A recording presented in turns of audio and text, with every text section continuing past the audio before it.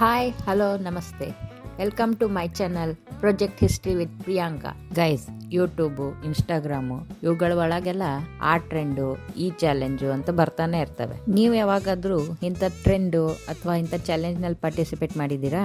ಈ social media ಇಲ್ಲದೆ ಇರುವಾಗ ಅವಾಗೆಲ್ಲ ಟಿ ವಿ ಸೀರಿಯಲ್ಸು, ಕಮರ್ಷಿಯಲ್ಸು ಮತ್ತು ಜೋಕ್ಸು ಮತ್ತು ಹೊಸ ಫ್ಯಾಷನ್ ಐಡಿಯಾಸು ಇವೆಲ್ಲ ಟ್ರೆಂಡ್ ಆಗ್ತಿದ್ವು.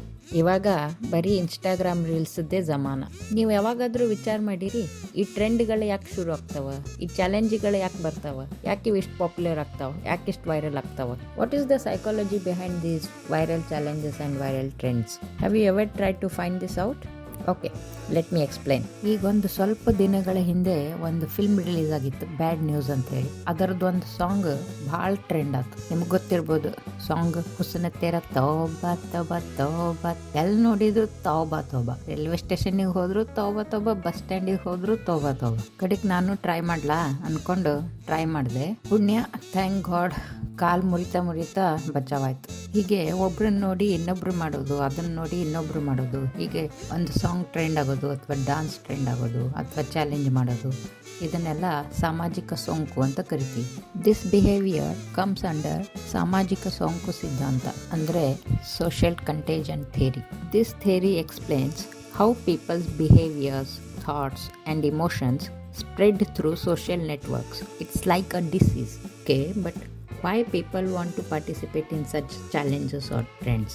ಈ ಕ್ವಶನಿಗೆ ಉತ್ತರ ಹೇಳ್ಬೇಕಂದ್ರೆ ಹಲವಾರು ರೀಸನ್ಗಳಿವೆ. Will try to explain few of them. ನಾನು ಸೋಷಿಯಲ್ ಮೀಡಿಯಾದಾಗ ಯಾವುದಾರೆ ಪೋಸ್ಟ್ ಮಾಡಿದಾಗ ಯಾರಾದರೂ ಲೈಕ್ ಮಾಡಲಿಪ್ಪ, ಯಾರಾದರೂ ಒಂದು ಒಳ್ಳೆ ಕಮೆಂಟ್ ಮಾಡಲಿ ಅಂತ ವೆಯ್ಟ್ ಮಾಡ್ತಾರೆ. ಯಾರಾದರೂ ಒಳ್ಳೆ ಕಮೆಂಟ್ ಮಾಡಿದ್ರು ಅಂತ ಇಟ್ಕೊಳ್ಳಿ, ನನಗೆ ಖುಷಿನೋ ಖುಷಿ. This is the case with everybody. We all wait for that one like and one good comment.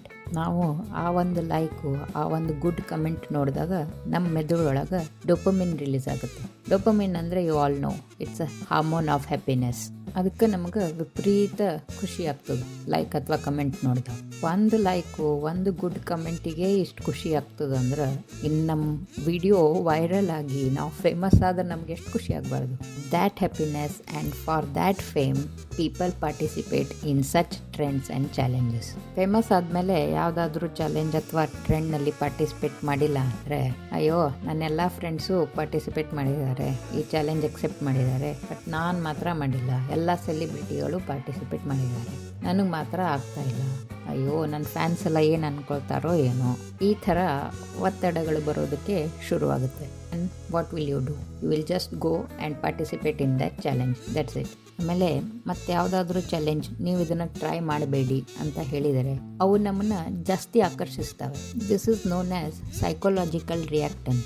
ನಾವು ಈ ಚಾಲೆಂಜ್ನ ಏನಾದರೂ ಮಾಡಲೇಬೇಕು ಅನ್ನೋ ಭಾವನೆ ನಮ್ಮೊಳಗೆ ಉಂಟಾಗ್ತದೆ.